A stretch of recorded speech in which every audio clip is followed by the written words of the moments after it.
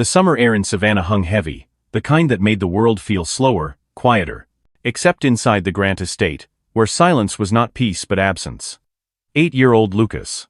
Grant hadn't spoken, walked, or even smiled, since the night a car crash took his mother's life. That same night stole something else, his courage to face the world. Once an adventurous, bright-eyed boy, Lucas now spent his days in a wheelchair, retreating into a silence so deep it seemed unbreakable. His father, Daniel Grant, was a man the world envied, one of the most influential billionaires in the country, owner of a shipping empire, and the face of countless magazine covers. But, behind the polished image lay a man haunted by guilt. Daniel replayed that night in his mind, endlessly, convinced that if he'd been there, if he'd done something differently, maybe his wife would still be alive, and his son wouldn't be living behind invisible walls. The sprawling mansion reflected Daniel's life perfectly immaculate, vast, and cold. Every room seemed like a museum for memories no one dared to touch. Daniel buried himself in work, telling himself that success was the only thing he had left to offer his son. But deep down, he knew what Lucas needed wasn't another business victory. It was something Daniel didn't know how to give anymore. Love. Presence. A reason to believe the world could be safe again. And then, on the edge of this hollow existence, came the first flicker of change one Daniel never saw coming. The late afternoon sun in Savannah pressed down like molten gold, making the surface of the Grant family's pool shimmer like glass. Isabel Carter had been working for the family for just under 3 weeks. Long enough to notice that the mansion's beauty was a shell over something brittle inside. She was on the back patio, folding warm laundry fresh from the line, when a flicker of movement caught her eye. It wasn't the usual ripple of light or the sway of magnolia branches over the water. No, this was different. Her gaze snapped toward the pool, and her heart lurched. Lucas Grant's wheelchair was angled dangerously close to the edge, one front wheel already teetering over the glossy tile. The boy's small hands gripped the armrests, his head tilted forward, staring into the deep end as if the world beneath the surface might pull him in. There was no scream, no sudden movement. Only the quiet inevitability of what would happen next. Isabel didn't think there was no time for that. The neatly folded towels slipped from her hands as her body surged into motion. She was sprinting before she registered the sound of the wheelchair tipping. Metal scraped. Tile. Then came the sharp splash that split the stillness. She dove in an instant later, the shock of the water cutting through the humid air like a blade. Bubbles clouded her vision, the pool water a blur of green-blue. Lucas had sunk faster than she'd expected, too fast for a boy so light. His thin arms floated outward, his body limp, his eyes wide but distant. Isabel's chest burned as she kicked harder, reaching through the drag of her soaked clothes. Her fingers brushed his shirt once missed, then caught his wrist, and held on tight. Pulling him upward was like dragging stone from the bottom of a river. His skin was icy. His hair streamed upward around his pale face. Isabel pushed against the weight of the water, her lungs screaming, until they broke the surface with a gasp. She looped an arm around his torso and pulled him toward the side. "I've got you, Lucas," she said between breaths, her voice steadier than she felt. She hooked her elbow on the warm stone edge and pushed him upward with all her strength. Her knees scraped as she hauled herself out behind him. Lucas's lips parted, but no sound emerged. His small hands clung to the soaked sleeve of her blouse like a lifeline. Isabel brushed his hair back from his forehead, scanning him for any signs of injury. "You're safe now," she murmured. It was the first time he didn't look away from her. His dark eyes held hers, as if weighing whether she could bear the weight of his silent trust. The moment stretched, until the sound of pounding footsteps broke it. Daniel Grant appeared from the side gate, his white dress shirt clinging to him in the heat, tie loose from a long day. The polished composure he was known for in boardrooms was gone, replaced by a raw urgency that startled Isabel. "What happened?" he demanded, dropping to his knees beside them. His hand hovered over his son's shoulder before finally resting there. "He fell in," Isabel explained, breathless but calm. "I pulled him out." Daniel's gaze flicked from her to Lucas, noticing how his son's hands were still tangled in her sleeve. The tightness in his jaw eased just a fraction. "Let's get him inside," he said quietly. For a moment, the three of them stayed there, soaked, shivering, connected by something that hadn't existed 10 minutes ago. Then Isabel scooped Lucas into her arms. He was lighter than she expected, but she carried him with a care that made Daniel's chest tighten. Inside, She laid Lucas gently on the sofa, wrapping him in a towel.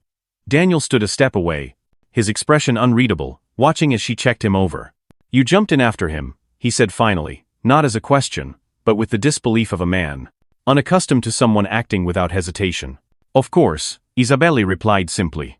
For a brief second, his eyes softened, but he quickly looked away. "Thank you." The words were quiet, but they carried the weight of something deeper. Lucas still hadn't let go of her sleeve. That detail lodged itself in Daniel's mind. The boy who had turned away from everyone for nearly 2 years now clung to this woman like he had known her forever. That night, Daniel lingered in the hallway outside his son's room. Inside, Isabelle sat by Lucas's bed, gently drying his hair with a towel. She wasn't speaking, only humming a low, calming tune. Lucas's eyes followed her hands, his small fingers gripping her blouse just as they had by the pool. Daniel stayed there, leaning on the doorframe, watching the ease with which she occupied his son's space without intruding. He wanted to step in, to bridge the gap between himself and Lucas, but his feet stayed rooted. There was something in the air fragile, necessary, that he didn't want to disturb. When Isabelle tucked the blanket up to Lucas's shoulders and whispered, "I'm not going anywhere," Daniel saw it, the smallest shift in his son's expression. Not quite a smile, but softer, as if those words had reached someplace untouched in a long time. As Daniel walked away, he realized something had changed, not in a loud, dramatic way, but like the first crack of light through a long-shut door. Later, in the solitude of his study, Daniel tried to pour himself a drink but couldn't bring himself to take a sip. His mind replayed the scene, the shimmer of the pool, the splash, Isabelle's arms around his son, the boy's grip on her sleeve. Gratitude felt too small a word. Somewhere upstairs, Isabelle sat in her attic room, still feeling the lingering pressure of life. Lucas's hand on her arm. She'd seen fear in children before, but his was different, layered, deep, as if he had decided long ago that the world was too dangerous to trust. And yet, today, he had reached for her. Neither of them knew exactly what this moment meant. But both carried the same truth into the night. Something in the Grant household had shifted. The poolside rescue had been more than an accident. It was the first step toward breaking the silence that had gripped the boys' life for far too long. The first signs were so small that Isabelle Carter almost missed them. The morning light spilled into the Grant family's kitchen in soft gold, pooling across the polished counters and warming the table where Lucas sat in his wheelchair. His oatmeal sat untouched, the same as every morning. For weeks, Isabelle had placed it before him, hoping he might take a spoonful, but expecting nothing. Today, she decided to try again. "Just one bite," she said gently, her tone not coaxing, just steady. She scooped a small spoonful and held it near his mouth. This time, instead of turning his head away, Lucas stared at the spoon for a long moment, then leaned forward, opening his lips just enough to accept it. Isabelle didn't gasp or shower him with praise. She only gave him a quiet nod and another spoonful. "Thank you," she said, as if he'd given her something precious. What she didn't know was that Daniel Grant had been standing in the doorway, half hidden, watching. His son hadn't eaten willingly in months. He masked the emotion that crossed his face by pretending to pour coffee, but Isabelle noticed the way his shoulders eased. Over the following days, the changes came in slow, almost imperceptible increments. One afternoon, while tidying the patio, Isabelle found a small paper crane placed neatly on the top shelf of her cleaning cart. The folds were crisp, careful, made with deliberate hands. She looked around, but no one was there. She didn't need confirmation to know who had left it. She carried the crane into the kitchen and set it gently on the counter, not hidden, but somewhere it would be noticed. She hoped Lucas would see it and know she'd kept it. Later that day, she caught a glimpse of him in the hallway, his gaze drifting toward the counter. He stopped, looking at the crane for a long moment. Then, barely there, one corner of his mouth lifted. It vanished almost instantly, but Isabelle felt the warmth of it settle deep in her chest. The next gift came a few mornings later. A plain white envelope lay just outside her attic room door. Inside was a note in uneven, careful handwriting. "Thank you for the flowers and for saving me." Isabelle imagined Lucas sitting somewhere in the house, brow furrowed, erasing and rewriting until the letters looked just right. She slipped the note into the pocket of her cardigan, carrying it with her all day like a secret. She didn't tell Daniel immediately. This was Lucas's gift to her, and she wanted to hold it close a little longer before sharing. When she finally did, handing him the folded paper in his study, Daniel unfolded it with careful hands. His eyes lingered over each word, his jaw softening. "You've done in weeks what I couldn't in years," he said quietly. The most unexpected sign came in the garden. It was a breezy afternoon, and Isabel was kneeling in the soil, planting bright marigolds in the raised beds. Lucas was parked nearby in his wheelchair, supervising as she called it. She told him stories while she worked about her grandmother talking to plants, about childhood adventures that had ended in splinters or scraped knees. Then the wind swept through, scattering loose petals into the air. A few landed on Lucas's lap, one catching in his hair. Isabel widened her eyes theatrically. "Oh no! They've chosen their victim," she exclaimed, waving her arms as though shooing away invisible attackers. At first, Lucas just stared at her. But then, almost imperceptibly, his mouth curved upward. It was a smile. Not the ghost of one, not a twitch, but a real, if small, smile. It lasted only a moment, but in that moment, Isabel felt something inside her settle. She didn't point it out or make a fuss. She simply brushed the petals from his lap and said, "Close call. I think we won that battle." Unbeknownst to her, Daniel had been watching from the upstairs balcony. He had stepped outside for air but froze when he saw his son's lips curve in that faint smile. It hit him like a blow, part joy, part grief. The last time he'd seen Lucas laugh had been before the accident, when backyard races and silly jokes filled their days. That evening, Daniel invited Isabel to join them for dinner. It was the first time she'd sat at the long dining table with both father and son. The conversation was tentative at first, but Daniel spoke about the past, Emily's love for the house, summer evenings by the water, a disastrous attempt at gardening. Lucas didn't speak, but his eyes followed the stories, his posture subtly shifting when Daniel mentioned him. Halfway through the meal, a loud crash from the kitchen startled Lucas. His fork clattered against his plate, his whole body stiffening. Before Daniel could react, Isabel was at his side, her voice low and calm. "You're all right. Just a noise. Breathe with me like this." Slowly, she matched her breath to his until his shoulders eased. She returned to her seat, without ceremony, as if nothing unusual had happened. That night, after clearing the table, Daniel found her in the kitchen. "Thank you," he said, his voice quieter than usual. When she asked, "For dinner?" he shook his head. "For seeing him. When I couldn't." The change in Lucas was no miracle cure, was a collection of small, deliberate steps.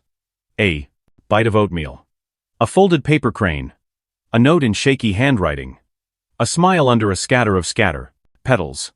Each one was a crack in the wall he'd built around himself, a little more light finding its way in.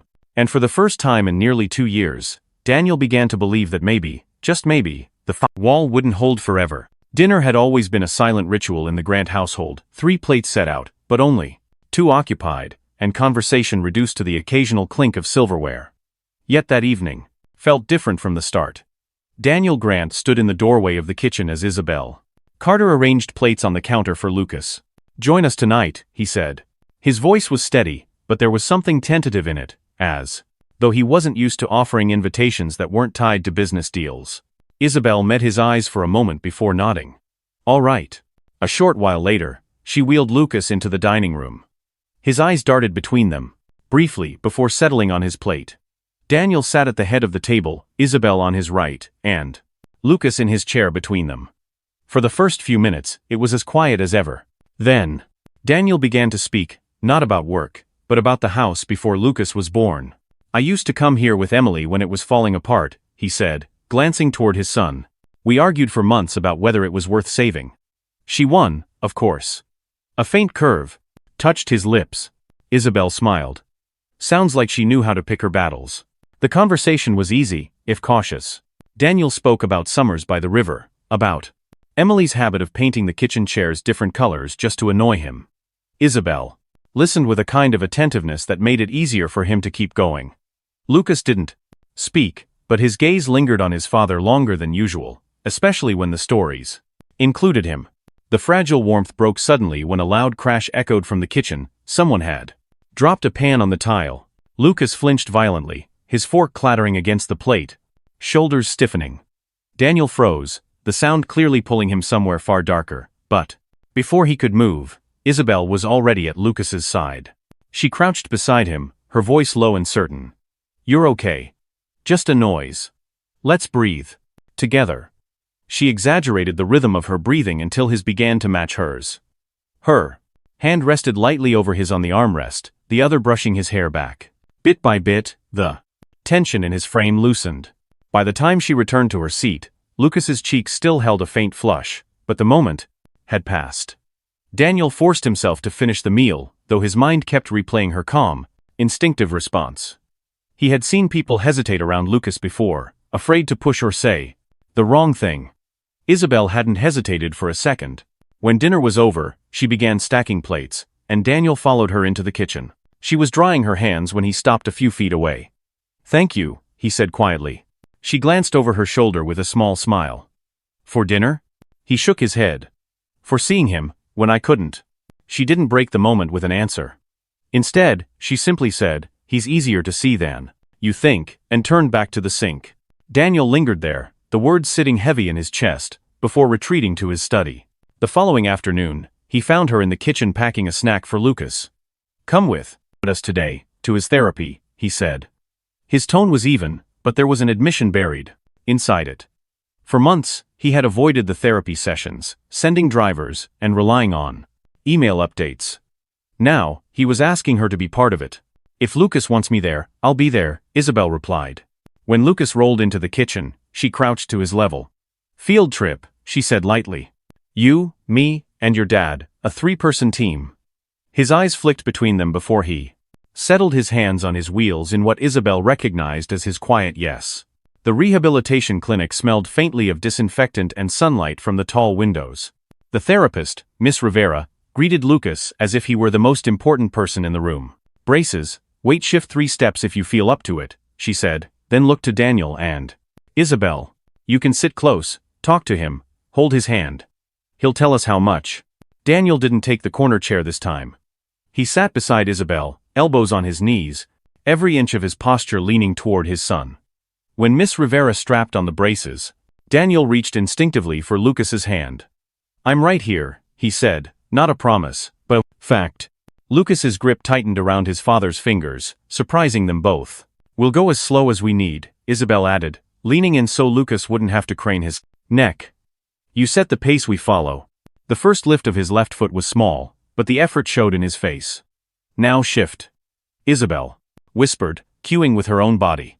He mirrored her, moving the right brace forward. By the second step, his right knee trembled. His breathing grew shallow. Daniel's fingers twitched, the old helplessness rising in him, but Isabel moved closer before he could speak. "Hey, check in," she said quietly. "Hurting, or scared?" Lucas's eyes slid to hers. "Scared," he mouthed. She nodded as if that answer were perfectly acceptable. "Scared is just a signal, it's not a stop sign. Put your weight back on your heels for a breath." She demonstrated, and Lucas followed. "1 breath for me, 1 for you," she said. Slowly, his breathing evened. "Half a step," she suggested. "Not a mountain, just a grain of sand." The corner of his mouth twitched, almost a smile, and his knee steadied. He moved his foot, the tiniest distance forward. Miss Rivera marked it down without fuss. "That counts. Everything honest counts." Encouraged, Lucas took another full step before stopping, chest heaving. "Tell me where you are," Isabel asked softly. "Here," he whispered. "Exactly where we needed to be," she said with a smile. Somewhere in that moment, Daniel's hand drifted to rest over Isabel's, where it held the bar not to steady her, but to anchor himself. She tightened her fingers once in silent acknowledgement. When the session ended, Isabel unbuckled the braces, while Daniel gathered the straps with surprising care. As they moved toward the door, Isabel's shoulder brushed his forearm, and neither stepped away. It wasn't a vow or a declaration, just the clean, quiet language of presence. "You, me, him, here." The therapy room smelled faintly of rubber mats, and the crisp scent of antiseptic, the kind of place where progress came in inches and seconds, not leaps. Lucas sat in his wheelchair near the parallel bars, his hands resting loosely in his lap. Isabel Carter stood on one side of him, Daniel Grant on the other.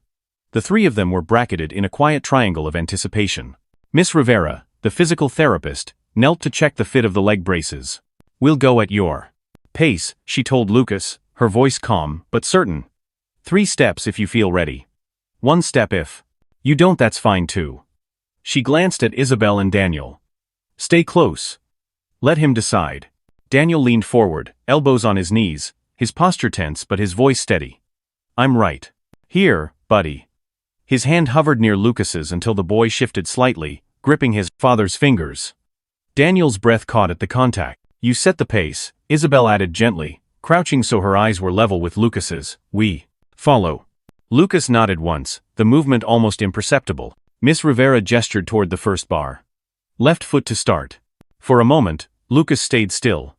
Then he drew in a breath slower than usual, measured, as Isabel had taught him on stormy nights when thunder rattled the windows. His left foot lifted, the brace clicking softly, and set down just a few inches forward. That's it, Isabel said quietly. 1 step started. Daniel squeezed his son's hand lightly. You've got this. The 2nd step was harder. Lucas's right knee trembled, the muscles straining against the brace. His grip on the bar tightened. Isabel read the shift in his face instantly, and moved closer. Check in, she murmured. Is it pain or fear? Lucas's lips moved soundlessly, scared. Good. Isabel replied without hesitation. Scared means you're listening to your body. That's a signal, not a stop. She demonstrated shifting her weight back onto her heels, grounding herself visibly so he could mirror the movement. Breathe with me. 1 for me. 1 for you. Lucas followed, his shoulders lowering as his breath found rhythm again. Half a step, she suggested. Not a climb. Just move a grain of sand. Something flickered across his face, not quite a smile, but close enough to make Daniel's chest tighten. The knee steadied, and Lucas lifted his right foot, sliding it forward just enough to clear the tape marker on the floor. That counts, Miss Rivera confirmed, making a small note. Everything honest counts. Lucas glanced at Isabel, then at his father. The look wasn't one of triumph, but of acknowledgement. I can do this, if you're here. Encouraged, he pushed for a 3rd step, slower this time, shoulders taut but eyes steady. When he stopped, his breathing was quick, but not panicked. Tell me where you are, Isabel asked softly. Here, Lucas whispered. Her smile was warm but not overbright. Exactly where we need to be. Daniel felt something uncoil in his chest. Without thinking, he set his hand over Isabel's, where it rested lightly against the bar. It wasn't to steady her, she didn't need it, but to anchor himself. She didn't look away from Lucas, only tightened her fingers briefly in return, a silent I know. We're all right. When Miss Rivera guided Lucas back toward his chair, she did so with the careful precision of someone who understood that endings mattered as much as beginnings. Lucas let Isabel unbuckle the braces, not because he couldn't do it himself, but because accepting help had become part of the work. Daniel gathered the straps and Velcro, folding them neatly. His eyes lingered on them in a way that surprised him. These weren't just tools anymore, they were proof of what was possible. The walk back to the bench was slow, Lucas's chair between them. Isabel's shoulder brushed Daniel's arm. Neither moved away. No one spoke until they reached the doorway. Daniel looked back once at the parallel bars, the markers on the floor, the bench where he'd sat for too many silent sessions he hadn't joined. Then he looked at Isabel, and found her hand, without hesitation. Their fingers laced together naturally, no choreography, no pretense. Lucas watched them, calm, unstartled. Trust didn't need to be explained when it was felt. Outside, the afternoon light was warm and clear. Daniel realized that what had happened in that room wasn't just 3 steps. It was the first time in years he felt like they were walking the same path. Not just him and Lucas, but all 3 of them together. The ride home was quiet, but not the old brittle silence. Isabel sat in the back with Lucas, telling a story about the time she tried to build a treehouse as a kid, and ended up with nothing but 3 crooked boards and a pile of splinters. Lucas didn't laugh out loud, but his eyes softened, and he leaned slightly toward her. Daniel caught the reflection of their faces in the rearview mirror. It struck him how far they'd come since the afternoon by the pool, how much lighter Lucas looked, how different the air felt when Isabel was in the room.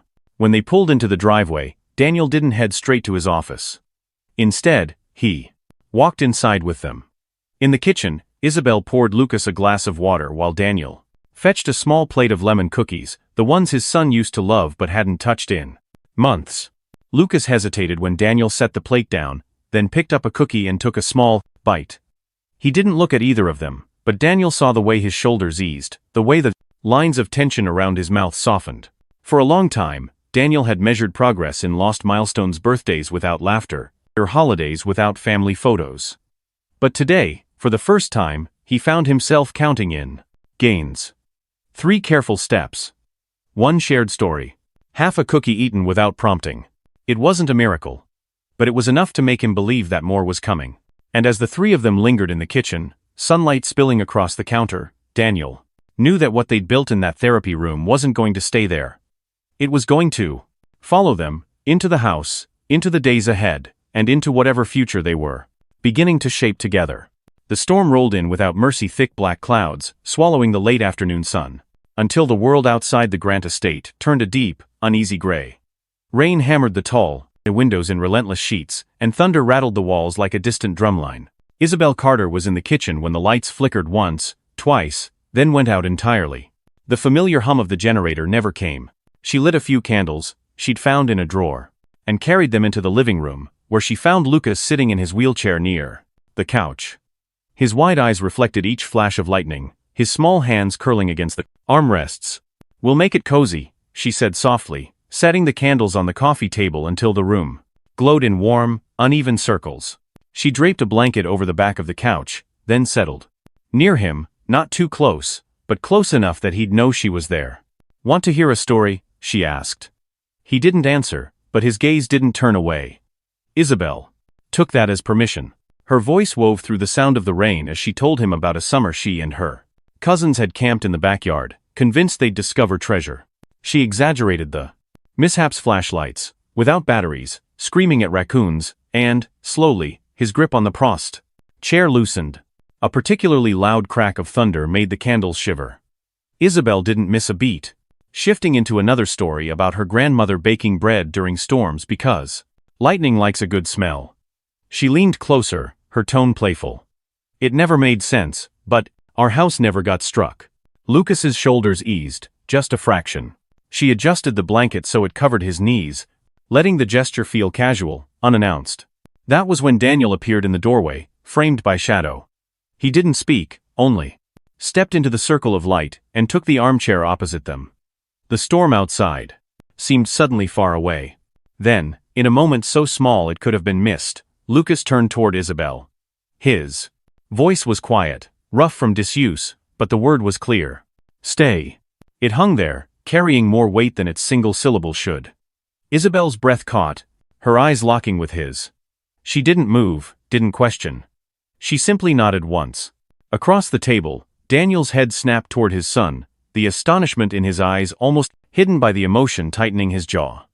It had been so long since he'd heard Lucas speak, that for a heartbeat, he wondered if he'd imagined it. No one broke the moment. Outside, the storm raged on, but inside the small circle of flickering candlelight, a bridge had been built, fragile, real, and strong enough to hold all. 3 of them. The day of the picnic arrived without ceremony, just a soft breeze stirring through the magnolia branches and sunlight spilling across the garden. Daniel Grant had chosen a quiet patch of grass, where Emily once spent her afternoons, arranging a blanket and setting out simple food: sandwiches, fruit, and the lemon cookies Lucas liked best. Isabel Carter wheeled Lucas over the worn flagstones, the boy steering himself with more confidence than Daniel had seen in years. When they reached the blanket, Daniel gestured toward the shaded spot beneath the magnolia.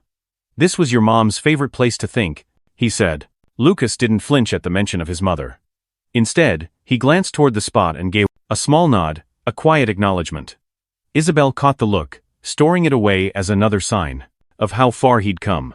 For a while, they talked lightly about the marigolds they'd planted weeks earlier, about Lucas's latest therapy milestone.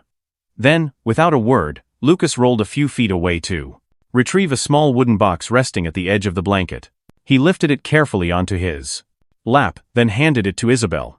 "It's for you," he said, his voice still soft but steady. Her fingers brushed his as she took it. Inside, nestled in cloth, was the paper crane she had kept from weeks before, its folds still neat, its edges slightly worn from handling. Beside it lay the note he had written. "Thank you for the flowers, and for saving me." Isabel's throat tightened. She looked from the box to Lucas, who met her gaze without looking away. "So you don't forget," he said, as if the idea of her forgetting was even possible. "I couldn't if I tried," she replied, her voice low but certain. Daniel had been watching the exchange, his jaw tight not from restraint but from holding back, an entirely different tide of emotion. Clearing his throat, he said, "Isabel, you've done more than take care of this house. You've given Lucas and me something I didn't think we'd get back." He paused, his voice thickening. "I don't want you here as staff anymore. I want you here as part of the family."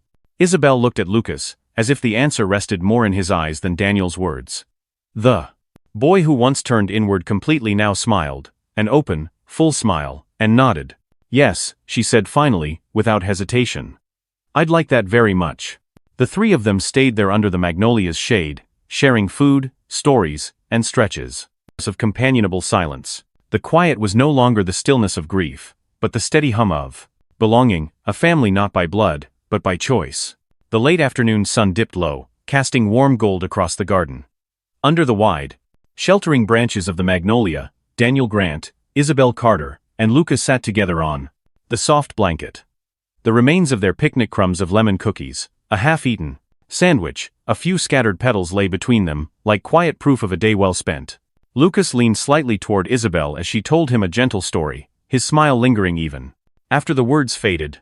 Daniel watched them both, not with the guarded eyes of a man protecting fragile ground, but with the ease of someone finally home.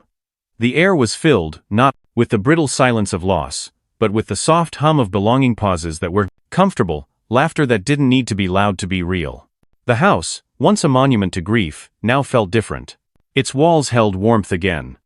The sound of life had returned, not in grand gestures, but in the steady, unshakable rhythm of trust rebuilt. Under that magnolia tree, the three of them weren't employer, caretaker, and child. They were simply a family. And for the first time in years, Daniel didn't brace himself for the moment to end. He let it last.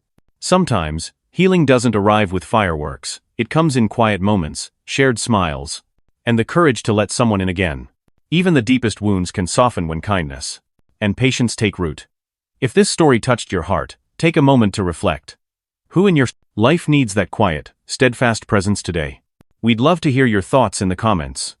Share your story, connect with others, and let's build a community where compassion is our common language. Don't forget to like and subscribe so we can keep bringing you stories that remind us all love can turn any house into a home.